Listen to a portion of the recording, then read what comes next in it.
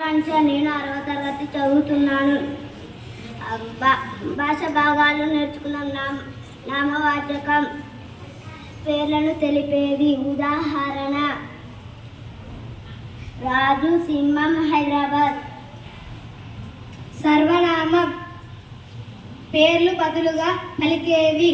అతడు, ఆమె, వారు.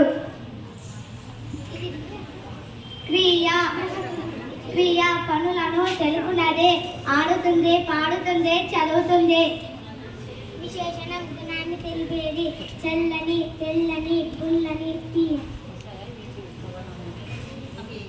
తిప్పు. లింగ వచనం